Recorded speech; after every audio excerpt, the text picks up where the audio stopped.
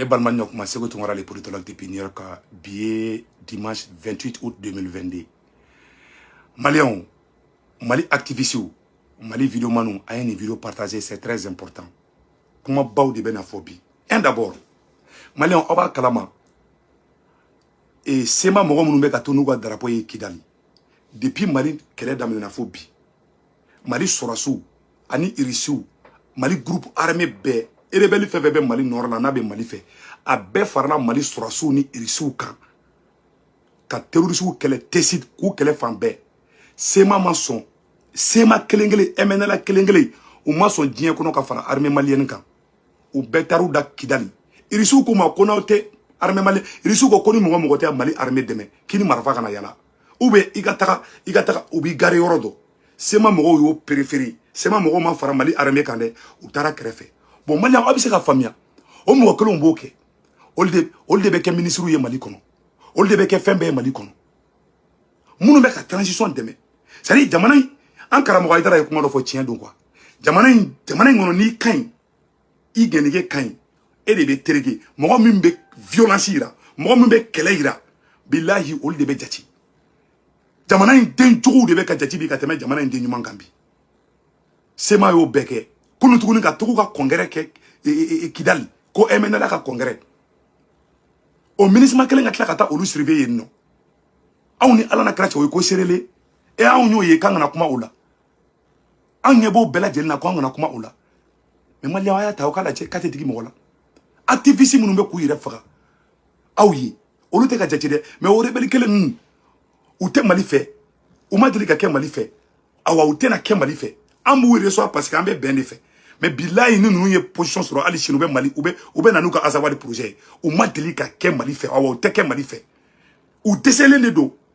Mais amou reçoit parce que moi tu sais qu'il démolo ka. Il sait que bayi il t'a jamana dena quoi. Mais mou yere jamana djugu baou yere. Ol debe kata kulubla devana. Munu be ku yere faka jamana yi. Et puis Sorasou ka bla au Congolo là. Ni erebele munu me ka ni baranke o mogo kelon de be ka ke o de be ka ta kulu ke ambassadeur wi o de be ka ta ku ko ku je munu ye jamana faga ka jamana tachien ka jamana ka c'est-à-dire que ka jamana dambe boala ou be kulu ta kulu ko ku je ku gere o ye la fambe ibe ka système direct a be klengi ni Sorasou ni be ka manja nyona e be me mogo te kana dimi ro famia anyabe mogo do bolé na de ah non aide amaketa nchokala de tu sais ambe oro mina san non ko marché ko comment on appelle là ko mogo munu be ko marché ko mabo comment on appelle là ko fin to borangono ça ou be ka mundi fenma donc ko ou be ki dado warko kuma ou te ka kele ko warko goyi ou te ka kele fana ku be ka marché do di doma ou be ka kokolon chamandi ke anya munyu an segera o da to ne segu to ngora be ka boka basakili chi nous bena Bamako, nous be Bamako, ou ye Malien, nous be Kidali, ou ye Azawadi, ou muka fenge bla, ou muka agenda bla, ou tena uka agenda bla, ou mukelo ne beke ambassadeur ou mukelo ne beke fembeye Mali kono. Mais munu mbora gata boulevard la, munu ya au kisi maloma, kao kisi femma, ou de betu kosoro kaso Bamako kaso bomba kono. Quand on a kuma oula. Et pire encore, maintenant, c'est très important. Un d'abord, Sorasou, Amaroko kera au domina. Force d'attentif qu'on prépare nos coca au gain à Bofangana. Joina au kisi, la force de changement. Francité Kassra au nyako parce que ko bon baoulode, ou bien ko irisu na boulot ben yobolo Francité Kassra noire. Francinia la Malien ba fait des Maliens ba kodi. Francibé ka bunya ga dagan parce que jama ba ko. Amaroko dana au ka domina. Ils étaient prêts à intervention militaire que Katao déloger Kabokati au plan de Koumbi. Mais depuis Djama Bora, au Djama Kelen de Bekata et Soro Bamako Kasobo Konobi. Au Djama Kelen de Beka Malo, au lieu de crasser l'aïla, Kolou, Malo, Kolou, au Kena fou Baranou, Djamana Djougou, Djamana Fakabao, Alaka Barakadou Aïdara la. Aïdara, Ankaramo Aïdara Yokumagele for Chele, Aïdara Ko Djamana Ngono, ni Mohamed Misklipo, ni Mohamed Violence ete jati awa ete fenge munu kumba u neni ka o buruja e réseau sans fait ka o kele ambargo wakati abe ko teru kuranu de ta ko lu ko ku je fa do be bokunu ko non ko ameyoro mina ko bi ko vraiment ko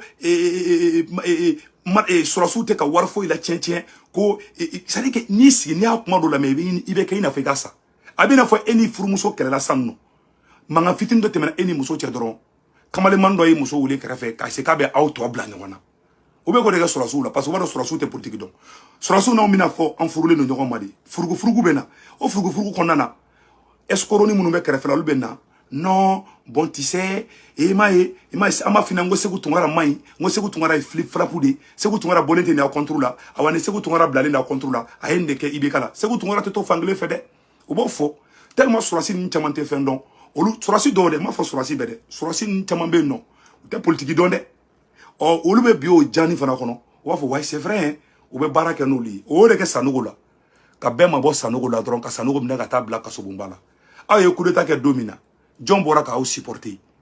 En Jamakele ne Boraka a supporté. Mali constitution a ira. Qu'on y ait coup d'état qui est criminel de. Il y a fin du goût bas de qu'on y ait coup d'état au Mali constitution qu'on a. Ah, il y a coup d'état ne on fana puis un boulot fla courage n'a méthode neutre là. Ça m'a sur Obe Bamako Kasobomba là. C'est la pire vérité. C'est la pire vérité. Mais on est Boraka ou dje. Faut bébé n'y a pas fait. Faut kauke kalo yelengi. Si ça ou est la fausse sans fait, avec un daji de tout en, c'est-à-dire que avec un daji de tout en Congo la sang non. Mounou jamana faga, mounou te jamana fait, au lieu de bla devana. Malion, ali wati do kera la gamuga moko qu'on commence à dimi sur la soukoro. Doberete, ogoko emenela de sema mounou mali, sema mounou nga jamana dambe boalade. Ni sur la soukele meka here munke sema yi, sema munte mali drapeau sirde. Ou ma ala tlantche ke gamuga moko yi. A wati wene rebla erreur la. Awa mali viromano ya kolosi ni surasu ya wule ni surasu ya wule ou be surasu krefe mo ya wule aw viromani fefe na be Amerique na be France na be Sénégal na be Côte d'Ivoire na be Gabon na be Dien ororo ni surasu krefe mo ya wule ka mo to jugu fonyena na ya ke aw be molu yaro do yu kale couronel la connaît michi mine ka so tienta la ou bi lavage de ça ou ga stratégie te dowere ou te fait kan farale nyoka a kuma bebo SE kle ne konnana ayaw kolosi on est viromanu ni on est kelme ka magoro de se ka sino bi on est kan ngambolo di nyogoma bi ne ma fa nga fara nyogoma nga surasu kele de mais nga fara nyogoma nga jamana clé parce que ou ba do clénente ou te fait ka ça dit mo mi clénente ou te fait fara nyogoma fait quoi mo te fara nyogoma fait mo clénente awa ou kale kandido ou ya fo kona on fara la nyogoma est-ce que tu as vu ou kale kandido koni on fara la nyogoma koni oluma an sago ka domina kambe wulika olu gaina fo kanye ibeka gen chogomi o sranya doron de bula ni dalembi yer la tesran awa pouvoir et peuple de taille a ben ala na krache pouvoir et peuple de taille Iran o e américain ga dominga bo Iran o yoga jamana wono do le taka fanga do luma ni ito Iran ka fo kibe jamana munute Iran fait kibo supporter ou bi chi kare kono fo ki fa awa chiete ba fanka c'est des vrais patriotes irisu munu fle na meka irisu ça dit que irisu munu fle na meka kuleni puchini bi puchini pouvoir daga genou de ma genou munu ba fait mais genou munu ya sutra aw yo coup d'état ke ayira ko Mali constitution na ko coup d'état ko ye criminel ko ye kojugu badi on de bora ka aw ko ka uje aw kana ta kasula a beni ala na krache nan kuma bo samba soro be Bamako kaso bombala on da kisi maloma djembebe ka oke kalo yelembi djembe bu nyabora malien fa bi grâce à nous amunu be réseaux sociaux ka makoro ngere daya fo makoro te ka srawnya ka be ka marfa sade makoro te ka srawnya ka fo ka be ka fenkede aw ka che ya fana tede c'est le peuple qui est derrière vous au peuple de be ka ta soro Bamako kaso bombala bi aw ni ala na krache hali ple na ka soro anga mogodo de bora ka mogodo fanani ka banani mais moi anga mogo fe be ka lebu bi ku don kaso bombala parce que be ka aw di défend face au kan de be ku blala et puis na on dimina fana o le ku kan na fami o tede o be mogo were wole ya kolosi segula de segu tungara dimina ne kelen diminente ne kelen te fendo ka teme malien beka ne be ka mun fode o de be mogo caman kono awa o kuma de be ka fɔ ali dogo la caman be siran ka fɔ parce que o bɛ Mali la caman be siran ka fɔ parce que n'u y'a kɛ n'u ye place ɲini u kana sɔrɔ mais ne de ka sira t'a la ne b'a bɛɛ de fɔ parce que ne be k'aw sauver ne be ka Mali de sauver mais aw be janfa sira de kan bi aw be janfa sira de ka sini aw ma mɔgɔ si wale ɲuman dɔn bon mɔgɔ dun n'a tɛ mɔgɔ wale ɲuman dɔn o ka ko laban t'a la awa laban a bɛ malo anw tɛ fɛ aw ka malo a bɛɛ ni Ala na kira cɛ anw tɛ fɛ aw ka malo dɔw ko de an ka tugu aw kɔ an ka to tɛgɛrɛ fɔ la non aw ye coup d'état kɛ don min na ko ɲɔgɔnba dumu de bɛ suwaja aw ye coup d'état kɛ don min na n'an fana aw ko non laissons la justice faire son travail a bɛ ko justice mun fɔ dɛ o justice de ko o constitution de ko n'i ye fɛngɛ kɛ ko n'i ye coup d'état kɛ k'i ye criminel de kan ka taa kasobonba la anw de bɔra ka jama labɔ o jama min bɔra o jama da to mɔgɔ ma se aw ma o jama da to intervention militaire ma kɛ k'o fɔ ka nɔgɔ bɔ u la mais o mɔgɔ minnu y'o kɛ dɛ o mɔgɔw de bɛ kalan maloya mɔgɔw bolo mɔgɔ minnu tɛ jamana fɛ u tɛ Mali fɛ u tɛ Ala fɛ u tɛ kira fɛ est-ce que la olu kan ka taa jɔ k'u la maloya jusqu'à ce point parce que aw ka priorité tɛ bon fanga o fanga bɛ na a ka ka priorité tɛ kɛ a dɛmɛbagaw ye a fanga tɛ o ye tɔgɔ jɛ de ne t'aw nɛgɛn bilayi mɔgɔ caman t'a faamuya mais aw bɛ tila ka ne ka tiɲɛ sigi ne ma a bɛ n'Ala cɛ aw ye bɛɛ janfa vous avez trahi tout le monde Sema mun bɛ ka taga a y'a lajɛ a y'a Sema ka drapeau lajɛ Kidal n ne sara di a y'a lajɛ Sema ka drapeau bɛ Kidal de Malien a y'a lajɛ n bɛna a vidéo bɔ ka yira aw la nin ye Sema ka drapeau de ye Kidal a ɲɛ bɛ nin na dɛ nin ye Sema n'u bɛ Bamakɔ u ye Malien ye n'u bɛ Bamakɔ u ye Malien ye mais n'u bɛ Kidal u ye Azawadien ye o bɛ ka kɛ aw ɲɛna awa Kidal contrôle bɛ nin rebelle kelen nin de bolo donc ka ɲɛfɔ bɛɛ lajɛlen ɲɛna an bɛ yɔrɔ min na ko bi mɔgɔw diminen don mɔgɔw tɛ ka dimi ko appel d'offre don dɛ u bɛ ka taa aw bɛ ka taga vidéo mani kirikara minnu na bɔ dɔw bɛ ka bɔ non appel d'offre ma kɛ dɛ marché tɛ ka di sunguru ma dɛ a don ta bɔ tan dɛ depuis ni sɔrɔsiw nana ka coup d'état kɛ u nana ni jɔnw ye u nana n'u teriw de ye u nana ni mɔjɔn ye dɔw ma kati san ka di u ka sunguru ma an t'a bɛɛ kalama mɔgɔ kelen min bɛ k'u défame ko kunun k'olu yɛrɛ d'a fɔ diɲɛ bɛɛ ɲɛna ko dɔw c'est à dire an tɛ fɛ k'an da don kuma dɔw la quoi mais c'est la pure vérité mɔgɔw taara sa misiridaw ni fɛnw na an kana wale ɲuman dɔn fɛn wɛrɛ kana kan ye mais an ka mɔgɔ bɛ interpeller don o don devant les juridictions ka essayer k'u lajaba mɔgɔw bolo mɔgɔ minnu tɛ Mali fɛ o mɔgɔ kelen de ye aw sauver o mɔgɔ kelen de kɛlen bɛ ka Macron dɛsɛ ka sunɔgɔ a y'a lajɛ Macron ye mun fɔ yan yɔrɔ la c'est très important Maliens ka yira aw la France n'i y'a ye France bɛ ka siran anw ɲɛ bi dɔwɛrɛ tɛ dɛ France b'a dɔn k'a fɔ ko peuple de bɛ aw kɔ bi a bɛɛ n'Ala na kira cɛ an ka nin yɔrɔ lajɛ Maliens n bɛna a bɛɛ lajɛlen bɔ ka yira aw la.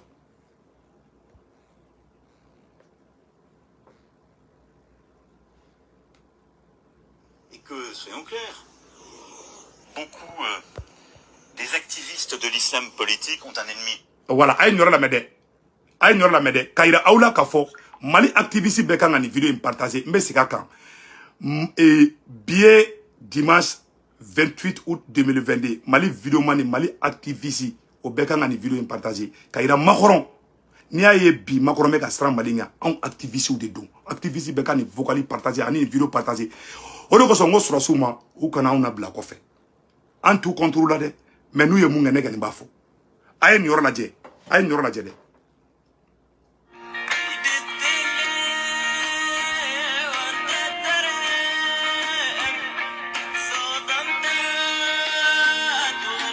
ko Azawad dɔnkili de ye nin a ye nin yɔrɔ lajɛ. Immense manipulation et que soyons clairs, beaucoup des activistes de l'islam politique ont un ennemi, la France. Beaucoup des réseaux qui sont poussés en sous-main, qui par la Turquie, qui par la Russie, qui par la Chine, ont un ennemi, la France, et ont un agenda d'influence et un agenda néocolonial et impérialiste. Et il y a un ennemi seul, c'est la France. Ça met tout le monde d'accord. Voilà. Aéré Macron Mangamede. Macron Mata Assimi Tokofode. Ako comme Amunumbe et réseaux sociaux kande. Ko irisu de en koffe. Ko triku de en koffe. C'est-à-dire, on a les réseaux sociaux clés. Macron yere aïda. Depuis Ibeka clé là, Macron de la Ibeka ou les Kangardaï. Au cas où il y a un cas de bol de France contre là. France te kasra simingade. France be kasra en vidéo manu activiste de nya. Aéré a fatali Algérie, aéré kalame. Comme menda et mentigla, ambe comment prévu de à la main. Une immense manipulation. Et que, soyons clairs, beaucoup des activistes de l'islam politique ont un ennemi, la France. Beaucoup des réseaux qui sont poussés en sous-main, qui par la Turquie, qui par la Russie, qui par la Chine, ont un ennemi, la France, et ont un agenda d'influence et un agenda néocolonial et impérialiste. Et il y a un ennemi simple, c'est la France, ça met tout le monde d'accord. C'est trop facile, donc moi je veux dire simplement à la jeunesse africaine, expliquez-moi le problème. Voilà, kuma bela de l'enflene. Makoron be ni ka kasi anbulu. On de makoron walanga ka dien bela tegala. Makoron ko réseaux sociaux dans les ka fentien. Mais sur sous dans les machines wala bolo ko lu ka cheya de do. Non, évidemment nous non, évidemment nous te foyer, évidemment nous te jati, évidemment nous te jati foyer. Les criminels de l'État, ou de be reçoit, ou de be koku dje. Ni rebelle munu flen, ni rebelle kelele flen o te mali fede. Mo fa nyana bi o deseli ne dunde. O deseli ne dunde. Awa surasu be jemina ko ka tibisu be bobo nyona no ma jein dabla o yere beta jein dafe sari ni jelen do e ma na sran jama nyaw ne jama sago ke ne dale mala kebe jama sago ke muna e be do mo ro ngonche ku fara fara e pou be ko jugo kila o te gasi fana do surasi ni te gasi do de o be malke e la e diminembe ne dimine e kuma mvo be kla ka digo la tuguni c'est pour vous dire que ils sont pas sari nous tiens là ni nous a comportement de koro ka tseka mali mara me ka tiens fana billahi talai. Ça, c'est un comportement qui est loin d'être. Tu fais de logique de Okonoko. Wallahi, ni ala na krache, nyamogo te comportement ketan. Nyamogo bala jem, mo mu nebe babara ke nyon fait. Gasi. Hadamade te gasi don, it se ka nyamogo. Hadamade te gasi don, it se ka men nyamogo yala. Hani keraye labanko tala. Ibe ka nana RPM janfa ki nyesi mo ko de maka fanga chena. Ouais. Aw fana nana dron, aw ye be janfa. Ma ko reflect ka fode. Makoron flek a fo quand activiste en vidéo manu quand de keleme ka farasi to tien fambe awa farasi be ka sra aw nya bi parce que vidéo manu ne activiste de be aw man fait foyer aw de aw sutura aw de jamala bo ka aw soutenir nan kuma aw soutenir aw koko non ka aw be ken netrier numani nduguma ko ki bolo fla courage ko kulaje est-ce que tu as vu ka bolo fla courage kulaje ba aw ye be ka gendo mi nan fana ko non ngo sharia de aw ma eli an fana te tukako aw ye marfatigi de an fana ko ngambolo fla courage ou meta be mene kati ko sheni ka otara bla kaso bomba la samba soro ambe ka tarawla je woni fe abe ba kaso ba o samba bo ma échappé folo de abe janfa bloki mbawlo na ma bo aben ala cha abe tara aba re soro abe ta fo ce pays là parce que abe janfa sera de ka ne ba fo je le dis haut et fort mo munu yawo de mebi o ka ba ski kawe ko justice ni de mo ibe ka mo munu bla ko kana M5 mateo mo kelombe o le ko et puis tiens ko ira surtout ka barala quoi et puis o le ke o ka nettoyer ke o mo ko no to o lu be ku sago ko ga mo la o de be kané ni torongono bi fin fla de diga ko appel d'offre ma kede a marché te ka di mo ma de mo do be ka escort do be ka boko kuma fo de be ka yelo lulaw ante appel d'offre ko kuma la e bi sura su nana o be mu nomeli fe la be colonel ou teru nu ou teru ga go nu fam a be tien de a be prévu be maintenant do logique ko mais hake da tout ça dit que hake da tout ni farafin mana koko dam na be bi farafin na ko dam na bebi neni ameriki mo bado de laka kuma ngomu akone mako segu tungara nega maître do be no nega doctorat maître do be no akone mako segu tungara kibara ko mi to ko farafin se ka avancer no ngai ko farafin ya ba yere de la quoi billahi kali dutigi bita surate dude un ka intérêt défendre aba yere ka intérêt de défendre kali nana kon ali saya nari jo ko jon folo bessa ko dutigi ba fo ko ndenta ka taka na ikika na yere to yi ça entend sacrifier mo do yi quoi be ko kale yere. Né, moi d'abord, ma famille d'abord, on dit farafin bindouma, awa ambo logique de Gambi. Surasu m'a changé de. Ils sont pires que Karim Keita aujourd'hui. Mais tient de Fonyanabi. Ils sont pas du tout clairs dans cette affaire. Ah tonga façon denangolo do bloquer kaboui. Parce que donc la quand il met tegere fo de là, ante tegere fo là, ambe façon jord là. Donc ne bora kan kuma do no fo, awa ne bora kuma la ka aklinyuma di surasi nonoma. Amba ou fait bien, amba ou fait chini, mais abe janfasra de ka. Awa na ma janfasra bla. Na Américain nya do dongodo awana ani France kelente kelala de ani Occident be de be kelala bi o bena nu ya don dongodo ko mo be ka bawi dro ko mo tigera ka fangala dron o be karia o be chokani imagine toi on be ka bok bi ka o défend bi na on ma o défend bi munu me ka o kele bi o be courage soro ni aye bi mali politicien mo ko chamante ka bo contre la bi parce que on be nous bara dron on be boku buruja ambo mo kele on buruja on be kla ka tan yera soro kaso bombala o me oklo metla ka tap comme son tigan contre kando kasola a soro su boski ka bulu fla courage non c'est la justice hein o ba la kate fanga dongui billahi talai o ko te fanga don vous êtes inexpérimenté par rapport à la gestion du pouvoir et ce pouvoir est géré par l'incohérence totale billahi o ko te fanga don au be niveau mina bia o taw yere na fa fana don Afrique bébé ka boulaw de no fait bi diɲɛ bɛɛ bɛ ka bolo de nɔfɛ bi anw tɛ fɛ o de ka tiɲɛ mais aw yɛrɛ bɛna ko bɛɛ tiɲɛ aw bɛ ka ta Sanogo ye gulokiba mun don aw ye Sanogo ka gulokiba don ka société don o ye Sanogo ka mɔgɔ ɲɛnama bɛɛ mabɔ a la ka tila k'a minɛ k'a sɛdenni minɛ k'a don kaso la minnu bɛ ka kule bi k'u b'aw défend bi ko Sékou Tounkara man ɲi Sékou Tounkara Philippe Fulabu de ye an m'a fɔ a ɲɛna Sékou Tounkara i m'a ye a bɛ ka bɔ sɔrɔsiw contre la a tɛ fankelen fɛ dɛ ne bɛ fankelen fɛ dɛ ne ni maa n'i ye namaratɔ ye i ne tɛ bɛn n'i ye namara ɲɛsin ne bɛ bɔ ne b'a fɔ de ne b'i jogo de fɔ awa ne b'i la tilen de ni gɔlɔnin don ne bɛ marteau kɛ k'i gosi f'i ka tilen de ne bɛ k'u gosi k'u la tilen de sinon ne tɛ k'u kɛlɛ dɛ ne ta o dɔrɔn de bon u bɛ bɔ tellement i b'a dɔn tiɲɛ yɛrɛ la ninnu tɛ fanga minɛ cogo dɔn o non aw tɛ ye non aw tɛ se et puis au bolo ko n'u y'an fara dɔrɔn k'olu dɔrɔn de bɛ pouvoir sɔrɔ en forçant k'a fɔ k'aw bɛ anw détruire dɛ aw yɛrɛ de bɛ taa ji o fɛ parce que a ma deli ka marcher Bisi Bolola de kɛlen filɛ Venezuela président ye c'est le mérite mais an ɲɛ b'a la les criminels de Kidal jamana fagabagaw olu de bɛ jamana gestion baw la bi minnu wara taara boulevard la ka sa boulevard la minnu taara sa boulevard la k'u sacrifier olu de bɛ ka t'u yɛrɛ sɔrɔ kasobonba la bi finalement mɔgɔ bɛ siran ka aw défend parce que ni aw défendtɔ hali k'i miiri k'a fɔ ninnu ni anw sauver kasoladon ma ni ninnu kun tɛ embargo min dara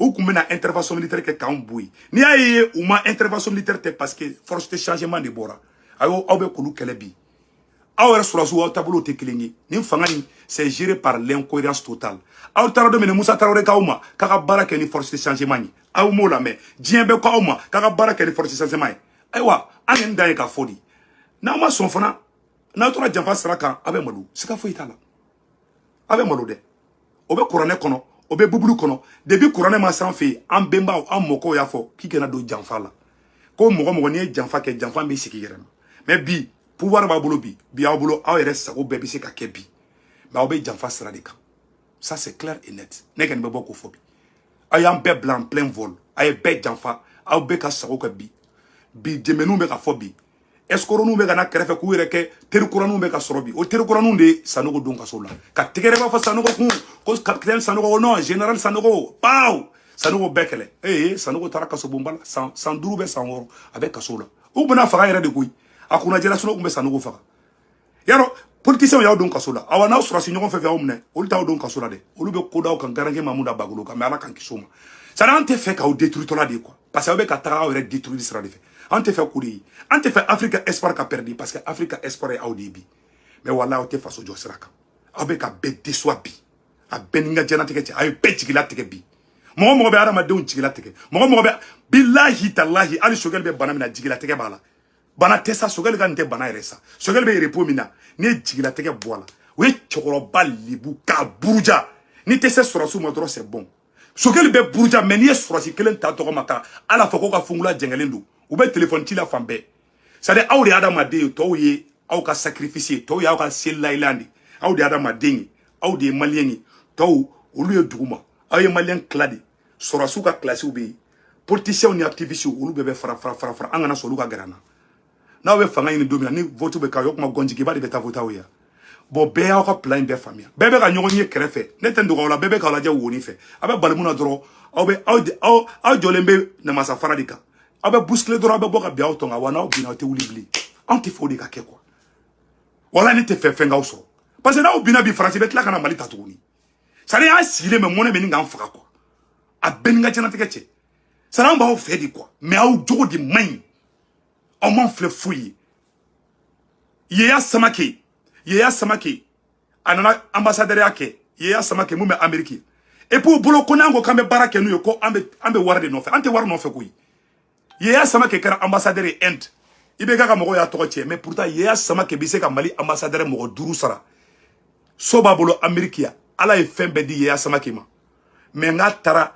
Mali la ka taa faso dɛmɛ Yaya Samake école min jɔ Mali politicien ma jɔ Yaya Samake dɔgɔtɔrɔso jɔ ka dɛmɛ kɛ fan bɛɛ Américains bɛ ka wari dɛmɛ a bɛ ka Mali dɛmɛ a taara ambassadeur kɛ dɔrɔn u y'a tɔgɔ tiɲɛ Cheikh Modibo cɛ n'i kɛra den ɲuman n'i taara dɔrɔn u bolo ni e ye ka poste ɲini dɔrɔn o kɔrɔ k'e bɛ ka u y'a la tɔgɔ tiɲɛ na se ne yɛrɛ ma hali waati dɔ ne tun bɛ fɛ k'u dɛmɛ u ye kumaw turuturu kunjugu kan ne tilara ka mabɔw la de hali ni n'u ye kuma fɔ awa sɔrɔsi ninnu filɛ ni n'u ye kuma fɔ secret t'u la dɛ u bɛ bɔ u b'a fɔ vidéo mani wɛrɛ ani Sékou Tounkara nin de fɔ koyi awɔ ni ne Sékou Tounkara ta sa n ko n ko cɛ n ko ne mago bɛ 20,000 na ou be vidéo man do wele c'est ko tungana ko kanga million tandama ka soro ne wa mo gane fode ou bo yele ça ne be kuma exagérer ke be goya mo go yitumi awa mo go reta barala de ba barala ay sabali sa nte mali joyi ni mali chidi ala ka akili nyuma da obema